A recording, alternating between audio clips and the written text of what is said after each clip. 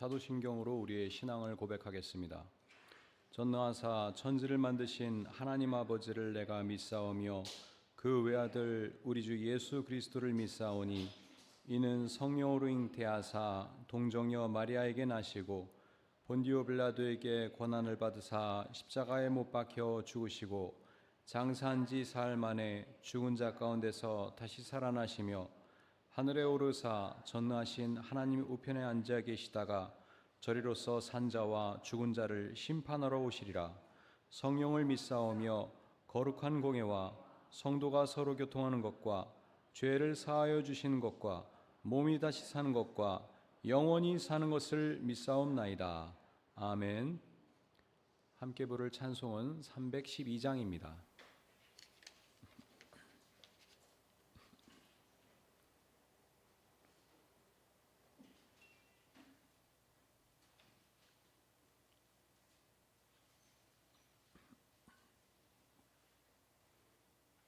다 함께 찬송 312장 너 하나님께 이끌려 함께 찬양하겠습니다.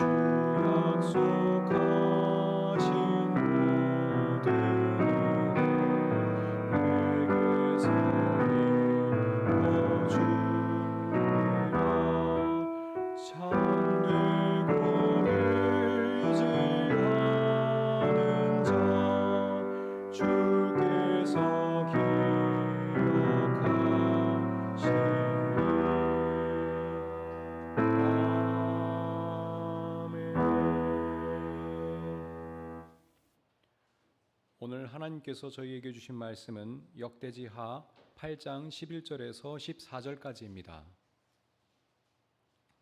역대지하 8장 11절에서 14절까지입니다.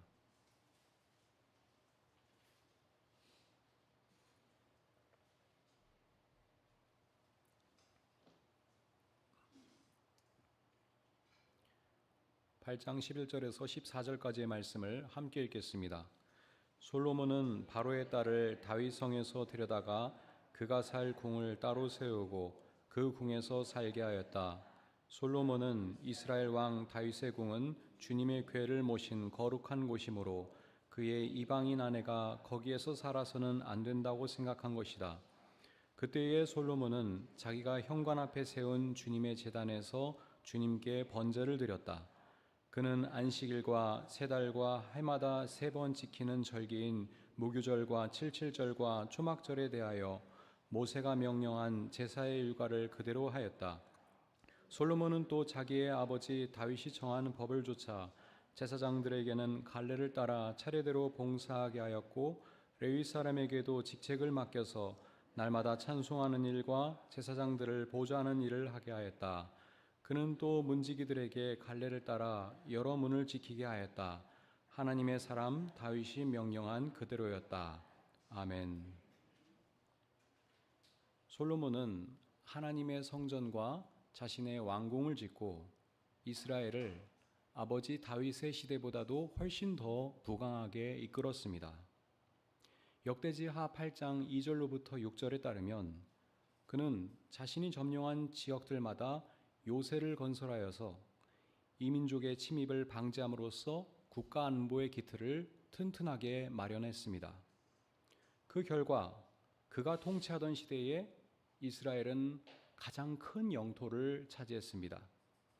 열왕기상 4장 21절은 그 솔로몬의 치세가 얼마나 대단하였는지를 이렇게 설명합니다.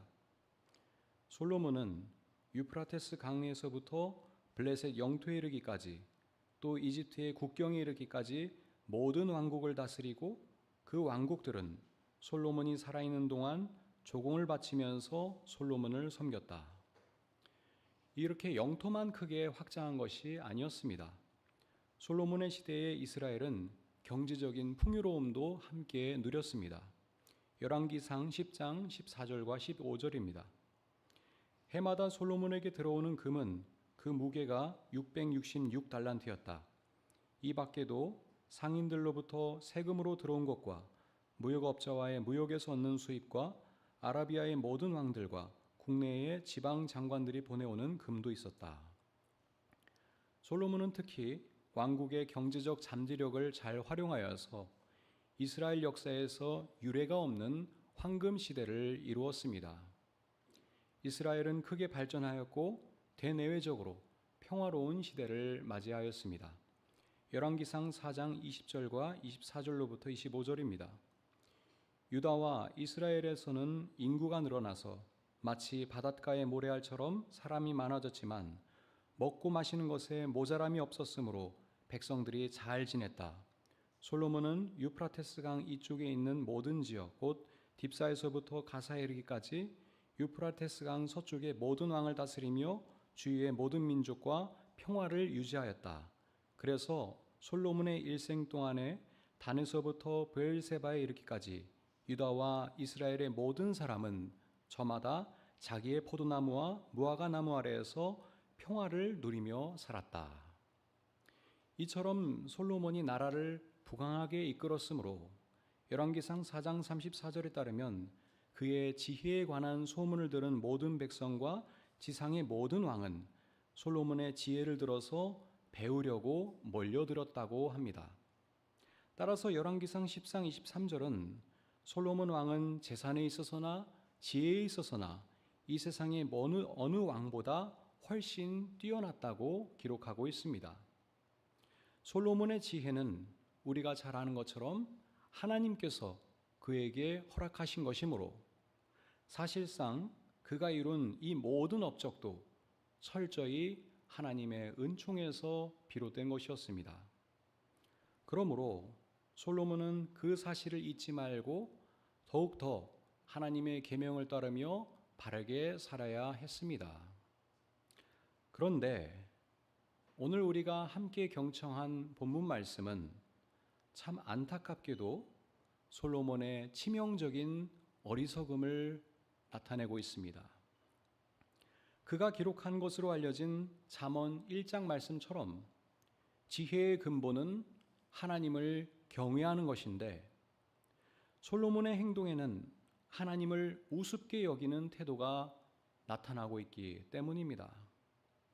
방금 봉독한 역대지하 8장 11절에 따르면 솔로몬은 바로의 딸을, 그러니까 이집트 왕의 딸을 후궁으로 삼고 다윗 성에서 데려다가 그가 살 궁을 따로 세우고 그곳에서 살게 하였습니다.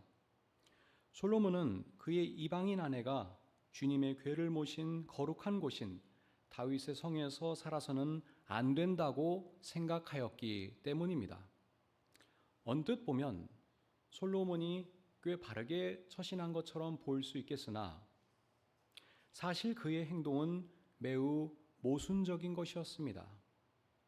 그가 성전을 짓고 하나님께 감사 기도를 드릴 때 역대지하 6장 18절에서 저 하늘 위의 하늘이라도 주님을 모시기에 부족할 터인데 내가 지은 이 성전이야 더 말해야 무엇하겠습니까? 하고 말한 것처럼 하나님께서는 어떤 특정한 건물 안에만 계시는 분이 아니시기 때문입니다. 그런데 지금 솔로몬은 하나님을 다윗의 궁에 가두는 우를 범하고 있습니다. 왜냐하면 그는 이방인 아내를 후궁으로 삼는 것이 하나님 보시기에 올바른 일이 아니라고 여겼으면서도 자신의 부당한 행위를 은폐하기 위하여 하나님의 언약궤가 있는 장소로부터 멀리 떨어진 곳에 궁을 세우고 그곳에서 바로의 딸을 거주하게 하였기 때문입니다.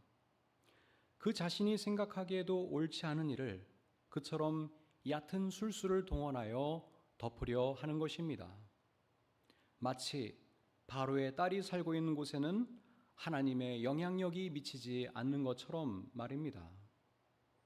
우리는 특히 솔로몬이 다른 사람도 아닌 이집트 왕의 딸을 아내로 맞이한 것을 심각하게 봐야 합니다.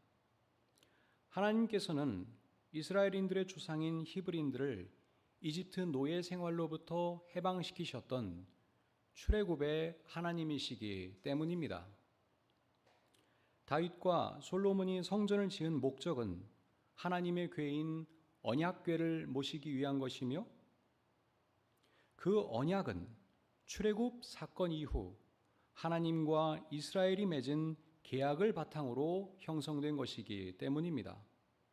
그리고 그 언약의 핵심 내용은 다름 아니라 이집트의 억압적이고 폭력적인 법과 질서로부터 벗어나 자유롭고 평등한 공동체를 새롭게 수립할 것을 약속하는 것입니다.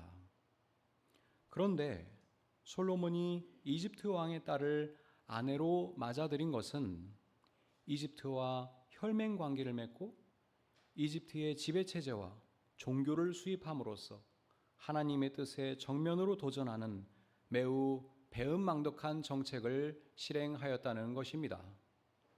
그것은 출애굽 이후에 전개되었던 이스라엘의 독특한 질서를 무너뜨리고 다시금 이집트로 되돌아간 것을 의미했기 때문입니다. 이제는 솔로몬이 이집트 왕 바로의 흉내를 내고 있는 것입니다. 실제로 역대지하 8장 8절에 따르면 그는 정복한 지역의 주민들을 노예로 삼아 강제 노동에 동원했습니다. 또 백성들은 솔로몬의 대규모 건축 사업을 위하여 막대한 세금을 내야만 했습니다. 솔로몬이 누린 호화로운 생활도 사실들은 백성들을 착취했기 때문에 가능한 것이었습니다. 그러므로 솔로몬에게 저항하는 민중들의 반란 세력이 결집될 수밖에 없었습니다. 그러고도 솔로몬은 본문 12절에 따르면 하나님의 제단에서 하나님께 번제를 드렸습니다. 또한 13절로부터 15절에 따르면 그는 안식일과 무교절과 칠칠절과 초막절을 준수함으로써 모세가 명령한 제사 일과를 그대로 따랐습니다. 또한 그는 제사장들과 레위인들에게 여러 일들을 맡김으로써 다윗이 명령한 것은 그 어느 것도 하나도 남김없이 잘 지켰습니다. 이처럼 솔로몬이 형식적으로 제사를 드리며 각종 절기를 철저히 준수하는 모습을 보면서 과연 하나님께서 기뻐하셨을까요? 솔로몬은 이집트 왕의 딸을 아내로 맞이한 것에 그치지 않았습니다. 열왕기상 11장은 이후 그의 행실을 이렇게 기록합니다. 솔로몬은 외국 여자들을 좋아했다. 이집트의 바로의 딸 말고도 모압 사람과 암몬 사람과 에돔 사람과 시돈 사람과 헷 사람에게서 많은 외국 여자를 후궁으로 맞아들였다. 그는 자그마치 700명의 후궁과 300명의 첩을 두었는데 그 아내들이 그의 마음을 사로잡았다. 솔로몬이 늙으니 그 아내들이 솔로몬을 꾀어서 다른 신들을 따르게 하였다. 그래서 솔로몬은 자기의 주 하나님께 그의 아버지 다윗만큼은 완전하지 못하였다. 솔로몬은 예루살렘 동쪽 산에 모압의 혐오스러운 우상 그모스를 섬기는 산당을 짓고 암몬 자손의 혐오스러운 우상 몰렉을 섬기는 산당도 지었는데 그는 그의 외국인 아내들이 하자는 대로 그들의 신들에게 향을 피우며 제사를 지냈다. 이와 같이 솔로몬의 마음이 주 이스라엘의 하나님을 떠났으므로 주님께서 솔로몬에게 진노하셨다. 주님께서는 2번씩이나 솔로몬에게 나타나셔서 다른 신들을 따라가지 말라고 당부하셨지만 솔로몬은 주님께서 하신 말씀에 순종하지 않았다. 바로 이 대목에서 우리는 함께 경청한 본문 말씀 바로 앞에 기록되어 있는 역대지하 7장 17절로부터 22절의 말씀을 상기해 볼 필요가 있습니다. 하나님께서 성전 건축을 완성하신 솔로몬에게 하신 말씀이시기 때문입니다. 너는 내 앞에서 내가 네게 명한 것을 실천하고 내가 네게 준 율례와 규례를 지켜라. 그러면 내가 네 왕자를 튼튼하게 해주겠다.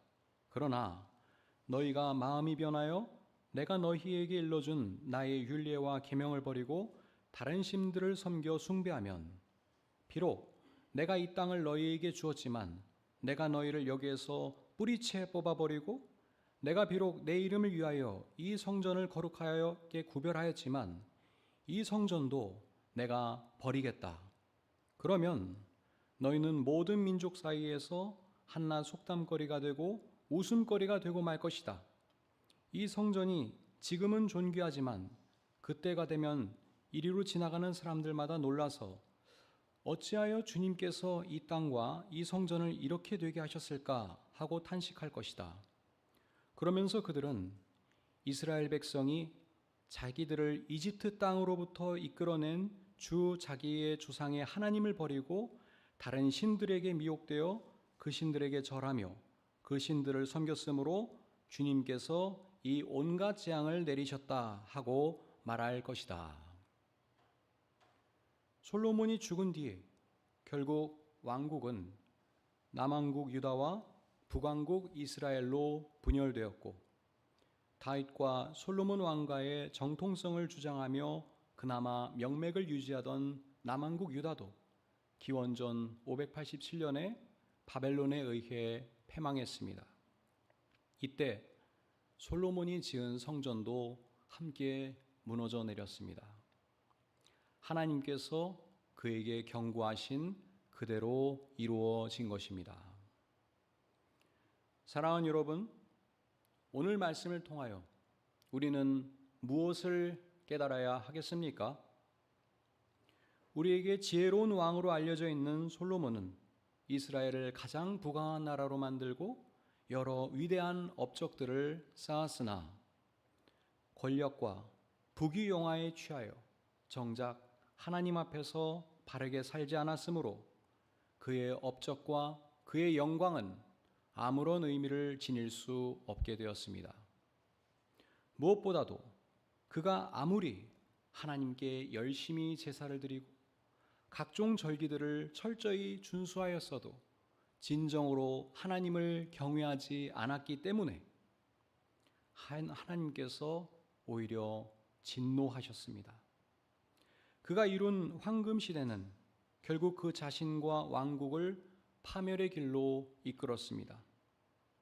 이러한 솔로몬의 모습은 우리 신앙인들에게 어떤 교훈을 주고 있을까요? 하나님께서는 오늘 이곳에 모인 우리에게도 이미 많은 복을 내려주셨습니다. 우리가 누리는 모든 것은 하나님께서 베풀어 주신 은총의 선물입니다. 무엇보다도 우리에게 허락된 삶의 지혜는 하나님께서 주신 소중한 도구입니다. 그 지혜를 나를 정당화하고 나의 부귀영화만을 추구하는 일에 사용해서는 안 되겠습니다. 오히려 하나님의 뜻을 헤아리고 이웃과 함께 바른 삶의 공동체를 이루어가는 일에 잘 활용해야 하겠습니다. 우리는 그 사실을 기억하며 하나님 앞에서 더욱 겸손한 마음으로 바르게 살아가야 하겠습니다. 오늘 함께 나눈 말씀을 기억하면서 오늘 하루도 복된 날을 이루어 가시기를 간절히 소망합니다. 기도하겠습니다. 하나님, 저희에게 많은 복을 내려주신 것에 감사드리며 오늘도 기쁨으로 이 하루를 열어가게 하옵소서. 저희가 더욱 겸손한 마음으로 하나님의 뜻을 여쭙고 하나님 앞에서 바르고 참된 모습으로 살아가게 하옵소서. 오늘 하루도 사랑하는 우리 예달매 교우들의 건강과 안전을 지켜주실 것을 믿으며 예수 그리스도의 이름으로 기도합나이다. 아멘. 하늘에 계신 우리 아버지여, 이름이 거룩히 여김을 받으시오며 나라의 임하옵시며 뜻이 하늘에서 이룬 것 같이 땅에서도 이루어지이다. 오늘날 우리에게 일용할 양식을 주옵시고 우리가 우리에게 죄 지은 자를 사하여 준 것 같이 우리 죄를 사하여 주옵시고 우리를 시험에 들게 하지 마옵시고 다만 악에서 구하옵소서. 대개 나라와 권세와 영광이 아버지께 영원히 있사옵나이다. 아멘.